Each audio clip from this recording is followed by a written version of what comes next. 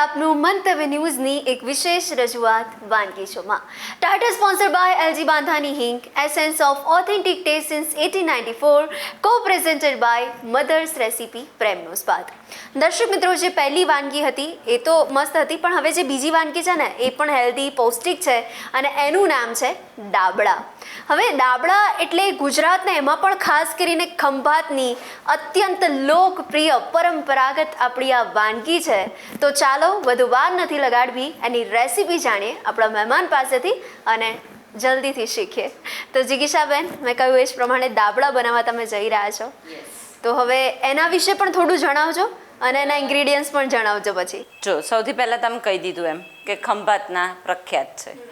ખંભાતમાં તમે એન્ટર થાવ ને, એટલે આણંદથી ખંભાત એન્ટર થાવ ને, ત્યાં રસ્તામાં જ તમને આમ લાઇનસર બધી દુકાનો દેખાય અને એમાં દાબડાની જે સુગંધ આવે, આહા, ગમે તેટલું પેટ ભરેલું હોય ને તો બી ઈચ્છા થઈ જ જાય, બ્રેક વાગી જ જાય ત્યાં. યસ.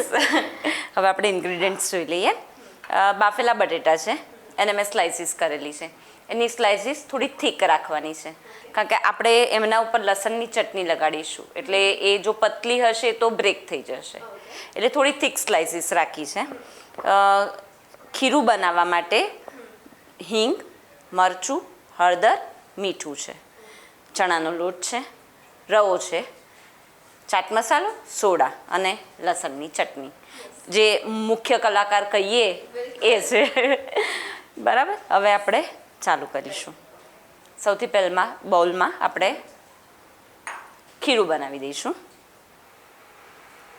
આ મેં 1 બાઉલ જેટલો ચણાનો લોટ લીધો છે.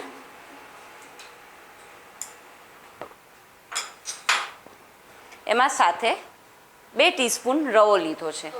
રવો ઉમેરવાનું કારણ ફક્ત એટલું જ છે કે એનાથી જે ક્રિસ્પી બને છે, એનું ઉપરનું પડ છે ને, બહુ જ મસ્ત ક્રિસ્પી બનશે.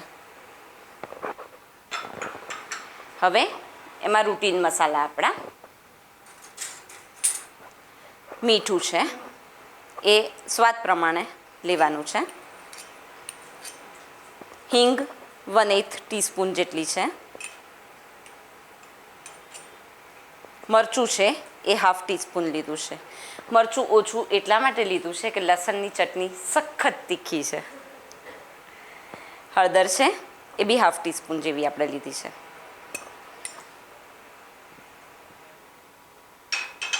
બધું લઈ અને મિક્સ કરી લેવાનું અને પાણી નાખીને ખીરું બનાવી દેવાનું છે. પાણી ધીમે ધીમે નાખવાનું. એક સામટું નાખી દેશો તો ખીરું પતલું થઈ જશે, એટલે નાખતા જવાનું, મિક્સ કરતા જવાનું. અને જિગીશાબેન, દાબડાને ગુજરાતી સેન્ડવિચ તરીકે પણ ઓળખવામાં આવે છે. હા, ચોક્કસ. ઘણા છે ને આમાં કોરો મસાલો પણ યુઝ કરતા હોય છે, પણ મેં લિક્વિડ એટલા માટે યુઝ કર્યો છે કે આપણે જ્યારે તળીએ ને ત્યારે એ મસાલો અંદર તેલમાં છૂટો ના પડવો જોઈએ.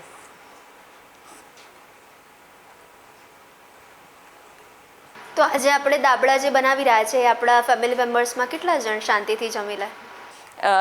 આ જે બનાવી રહીશું એનાથી લગભગ 3 જણા આરામથી ખાઈ લે. અમારે ત્યાં ચોમાસામાં, શિયાળામાં એવી રીતે ભજીયા પ્લેટર ઘણી વખત બનતું હોય, તો ભજીયા પ્લેટરમાં સૌથી પહેલાં બધા એમ કે દાબડા જ બનાવજો, એ તો રાખજો જ એમ. સહેજ પાણી લઈશું આપણે.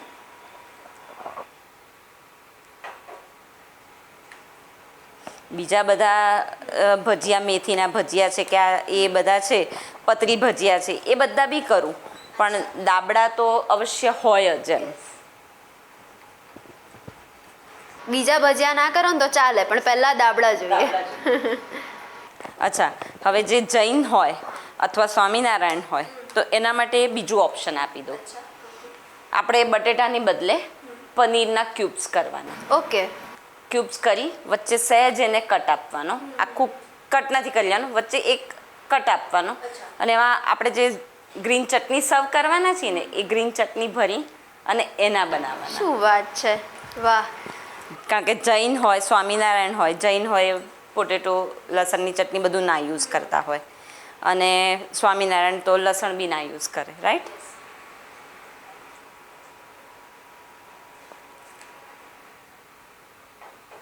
હવે વિચાર મને એવો આવે છે જિગીશાબેન કે જૈન ને સ્વામિનારાયણ હોય ને તો તમે જોતા હશો કે એ બટાકાની જગ્યાએ વેફર બી બનાવતા હોય તો કેળાની વેફર બનાવે, કેળાની પાણીપુરી બનાવે, પણ હવે દાબડા કેળાના બની શકે?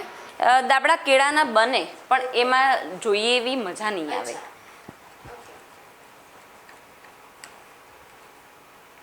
જ્યારે પનીરમાં તો પનીરનો ટેસ્ટ એકદમ બ્લેન્ડ હોય અને એમાં તમે તીખી તમતમતી આ ચટણી ઉમેરો એટલે કેવી મજા પડી જાય.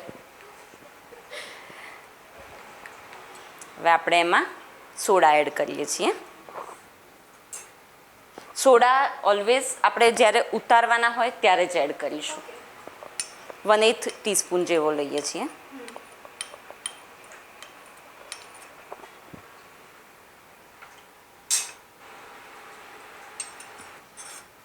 એને નાખી એને એક્ટિવેટ કરવા અને ચણાનો લોટ જે છે એને ચઢાવવા માટે આ જે તેલ ગરમ થઈ રહ્યું છે ને એ 1 ટીસ્પૂન આપણે એડ કરીશું. ઓલવેઝ ભજીયા હોય કે કેળાવડા હોય, બટાકાવડા હોય, એમાં જો તમે આ ખીરું બનાવો ને એમાં આ 1 ચમચી ગરમ તેલ નાખો ને તો ચણાનો લોટ બેઝિક જે છે એ ચઢી જાય. અને બીજું શું થશે કે સોડા એક્ટિવેટ થઈ જશે. એટલે કહેવાય ને કે આ દાબડા બનાવવામાં જે મહેનત હોય ને એ ખીરામાં જ હોય, પછી તો વાર ના લાગે બનાવતા.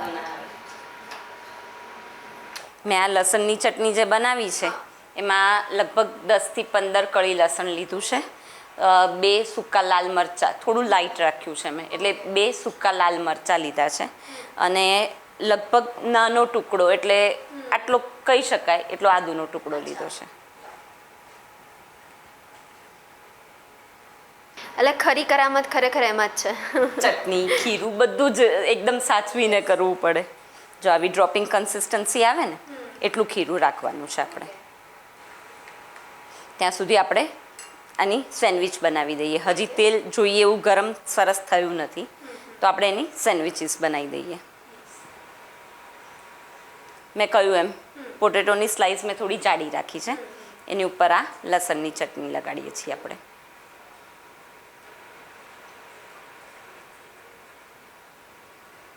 તમને તીખું ભાવતું હોય તો તમે લસણની ચટણીમાં લાલ મરચું વધારે લઈ શકો છો.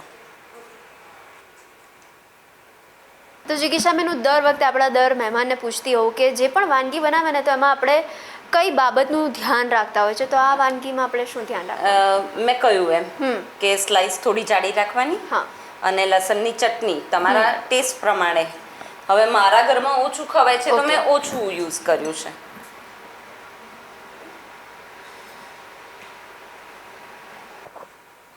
તમે આ એક વખત ચાખશો ને પછી એવરી સન્ડે તમને એવી ઈચ્છા થઈ જશે કે આજે સવારે થોડું હેવી ખાધું છે તો ચલો સાંજે આવું કંઈક હલકું ફૂલકું બનાવી દઈએ. એટલે આમાં કેવું છે, ટેસ્ટ પણ છે અને પેટ ભરાશે. તો જિગીશાબેન, હવે લસણની ચટણી બનાવવાનો જો આપણી પાસે ટાઈમ ના હોય તો ત્યારે શું કરવું? એકદમ ઇઝી રસ્તો છે. આપણે મધર્સ રેસિપીની જે ગાર્લિક પેસ્ટ છે એ યુઝ કરી લેવાની. એમાં સહેજ લાલ મરચું નાખી દેવાનું, સહેજ મીઠું નાખી દેવાનું, મસ્ત તૈયાર થઈ જશે. એકદમ ઇઝી. યસ. જો હવે આ સેન્ડવિચ જે છે એને આપણે આમાં ડીપ કરવાની છે.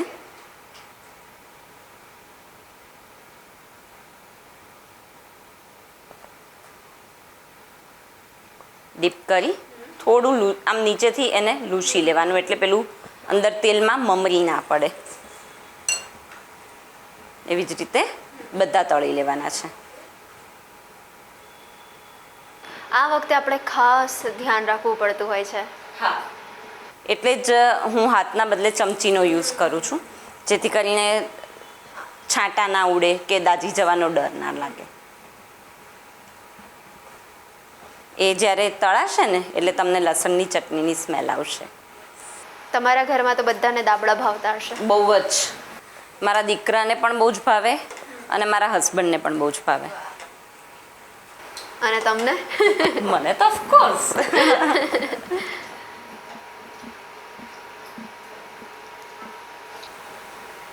આવા બ્રાઉન થઈ જાય એટલે આપણે એને કાઢી લેવાના છે. ઓકે. એટલે કોઈ પણ વાનગી બનાવતા હોય એટલે સુગંધ મસ્ત આવે એટલે સમજવાનું કે આપણી વાનગી રેડી આ ભાવશે જ બધાને. યસ.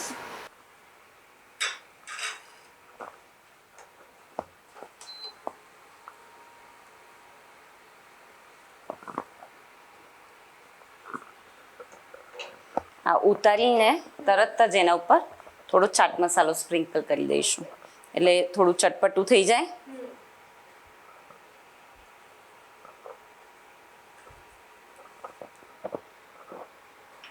આપણે તૈયાર છે, આપણે એને સર્વ કરી દઈએ.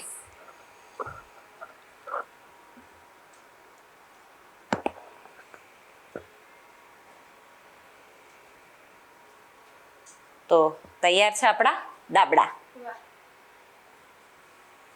તો દર્શક મિત્રો, ગરમા ગરમ દાબડા આપના માટે રેડી થઈ ગયા છે. જિગીશાબેન, આ રેસીપી પણ આપણા વ્યુઅર સુધી પહોંચાડવા માટે થેન્ક યુ સો મચ.